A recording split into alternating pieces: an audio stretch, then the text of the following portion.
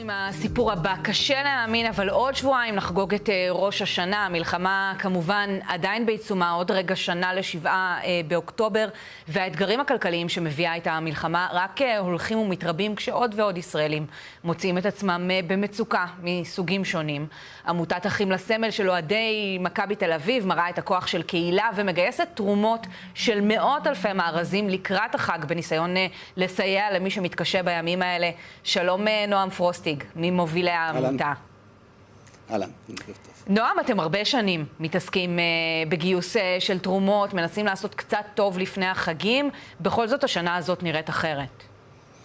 קודם כל תרשי לי בקטנה, זה מאות אלפי שקלים, ואנחנו נארוז בשאיפה 2,400 מארזים, זה 240 ש"ח למארז, אז אלה המספרים.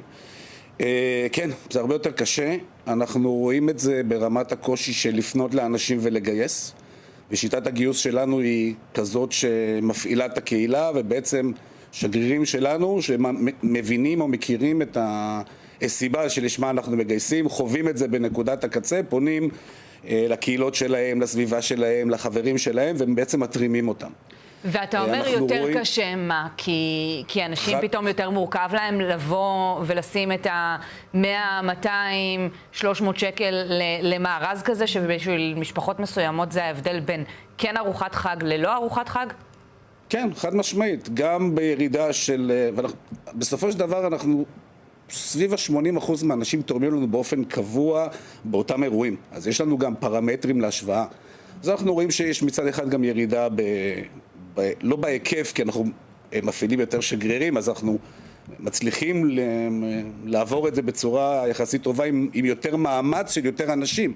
אבל פר תרומה אנחנו רואים ירידה, ואת אומרת 100-200, אני אומר מ-50 ל-18, או מ-50 למצטער השנה אני לא יכול. כן.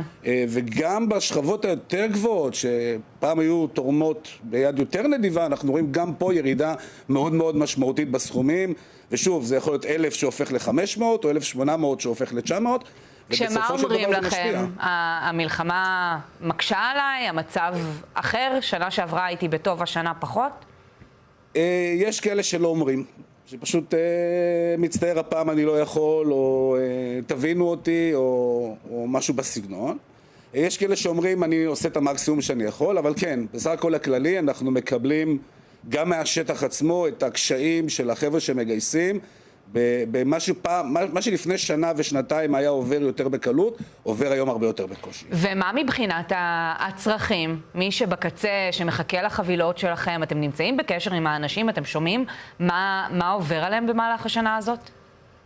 א', כן, אנחנו תומכים באופן קבוע, עשינו גם פרויקטים מאוד מאוד גדולים בתקופה הראשונה של המלחמה עם גיוסים כמו כל עם ישראל בערך. אחד הדברים שמייחדים את הפרויקט שלנו, שאנחנו קוראים לו מקצה לקצה. אנחנו התחלנו אותו ביום ראשון עם הגיוס של הכספים. הגיוס הזה ירכוש מצרכים שהשנה אנחנו מקפידים לרכוש אותם מסדרות וממפעלים בצפון הארץ, כדי, שוב, יש איזושהי הנאה של כלכלה בתוך העניין הזה. אז מנסים לעזור כמה שיותר ולחבר גם בין הנקודות. כן. אנחנו אורזים אותם באירוע מאוד מאוד גדול, שהתמונות רצות על המסך, אז אפשר לראות את זה. ובסוף אנחנו גם מגיעים למפתן הדלת של מי שצריך. כן. נועם, אז בוא נעשה סדר. רגע, ממש אנחנו לקראת סיום, ואני רוצה שננצל את השיחה הזאת שלנו כדי לעשות קצת טוב. איך אפשר להתגייס, להצטרף לתרומות שלכם, להיות חלק מהמעגל חסד הזה? אז קודם כל אני רואה שפה למטה שמתם את זה, ותודה רבה, יש פה לינק ראשי לפרויקט. מעבר לזה יש 148 שגרירים שלנו, שיפנו אליכם עם לינקים, עם בקשות. אנחנו אומרים ששקל עוזר ו10 יותר. מה שאפשר, באמת לא צריך לא להתבייש מגודל תרומה. בסופו של דבר, כמו שאמרת החבילות האלה מגיעות למישהו שבשבילו זה עולם ומלואו, בשבילו זה ארוחת החג, בשביל משפחות שגם ככה קשה להם, והן הולכות וגדלות משנה לשנה, והמספרים גדלים.